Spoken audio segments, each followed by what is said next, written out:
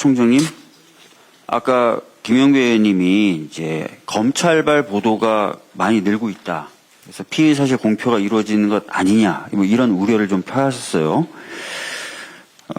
사실 이제 검찰이 언론을 활용해서 수사한다, 이런 평이 있어 왔습니다. 그죠? 그래서 그런 예 중에 하나를 좀 저도 좀 제시하면서 좀 그런 관행이 좀 없어졌으면 좋겠다는 취지의 질의를 좀 한번 해보도록 하겠습니다. 총장님, 이명박 전 대통령 관련돼서 수사가 본격적으로 진행될 때 큰 역할을 했던 김종백 씨라고 혹시 기억나십니까? 네, 알고 있습니다. 다스에서 18년간 일했던 사람이죠. 알고 있습니다. 그 사람이 많은 진술을 해줬을 뿐만 아니라 그 사람이 확보했던 여러 자료들이 수사에 큰 힘이 됐다고 저도 알고 있습니다. 근데 이분이 이제 본인이 했던 그 수사에 관련된 기여를 좀 보상받고 싶다는 의미에서 범죄 수익 환수 포상금 신청을 했나 봐요. 올해 초에 했기 때문에 규정대로라면 8월에 결정이 좀 나야 되는데 아직 나지 않고 있다라는 얘기도 하니까 그 부분도 좀 살펴봐 주시고요. 네, 좀 살펴보겠습니다. 예, 관련된 자료를 제가 좀 받아보다가 좀 깜짝 놀란 대목이 있어서 아까 말씀드렸던 취지에 비춰서 깜짝 놀랄 만한 대목이 있어서 좀 한번 말씀을 드려보려고 합니다. 이분이 이제 이런 포상 신청을 하면서 같이 첨부해서 냈던 사실 확인서가 있어요. 이 확인서를 보면 어떻게 돼 있냐면 김종백 씨가 이제 신변이 좀 걱정된 거예요. 그래서 이걸 어떻게 하면 될까 주변 사람들한테 막 상의를 했는데 상의를 하다가 본인이 알고 있었던 양승규라는 서울대학교 법대 교수이자 이셨고 또 세종대학교 총장을 지내셨었고 대통령 소속 의문사 진상규명위원회 위원장도 역임하셨을 뿐만 아니라 윤석열 당시 검사장이죠. 검사장과는 사제지간으로 굉장히 친했던 사이였던 양승규 교수를 찾아갑니다.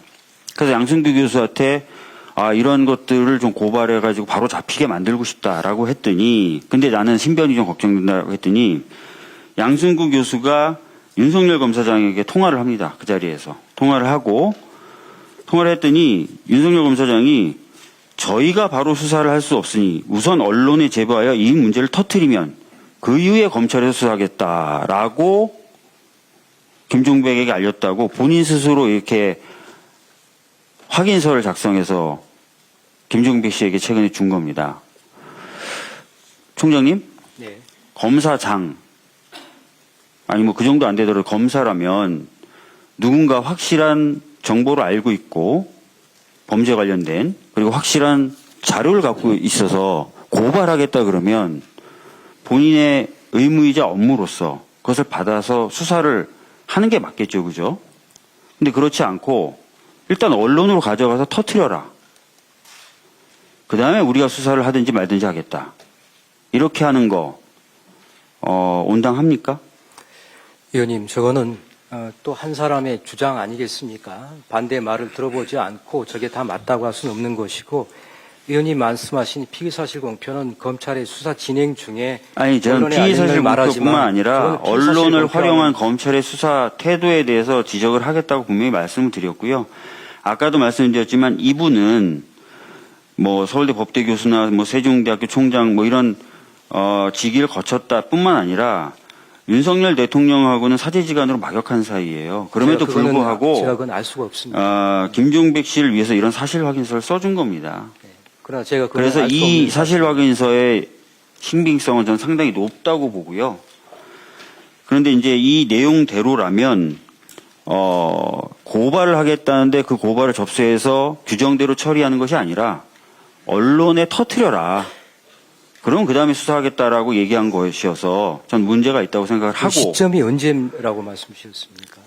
2017년 5월경입니다. 이 확인서에서 적시되어 있는 사실관계의 시점은요. 예. 이 사실확인서는 22년도에 작성됐어요. 필요하시면 드려도 되는데 이미 이거 접수한 거라서 구해서 보실 수 있어요.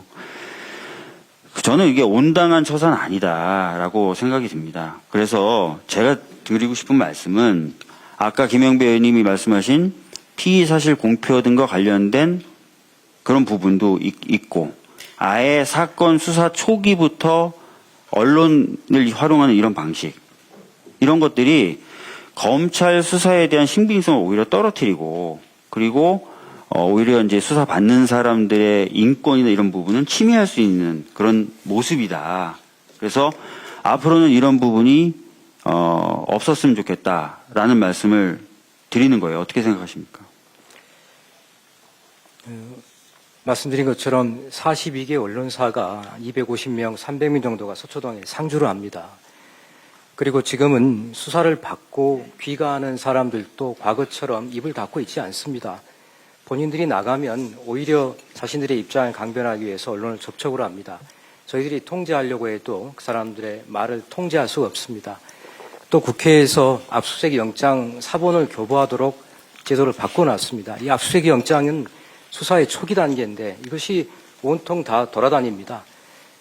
지금 언론에 보도되는 것들이 검찰이 언론을 활용해서 하신다고 하지만은 저는 우리 대한민국의 언론사와 언론 수준이 검찰에서 언론을 움직여갖고 수사할 수 있는 그런 상황이라고 보지 않습니다. 그거는 우리 언론 수준을 제가 볼 때는 총장님 말씀 들으면 평가하시는 겁니다. 이런 상황에 대해서 개선하지 않으시겠다는 것처럼 들려요. 저는 검사로 일하면서 언론을 활용해갖고 수사해 본 적이 한 번도 그러니까 없습니다. 총장님을 지적하는 게 아니라 그런 행태가 반복되거나 지속되는 것에 대해서 개선의 의지가 있냐고 여쭤본 거예요. 저희가 언론과의 관계에 대해서 늘 검사들한테 가르치고 또 지시하고 교육하고 감독을 합니다.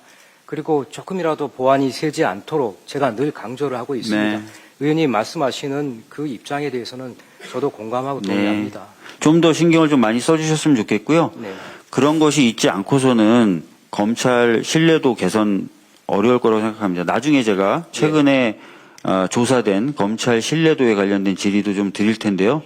그 부분에서 연속해서 좀 계속 질의하도록 하겠습니다. 이상입니다. 네.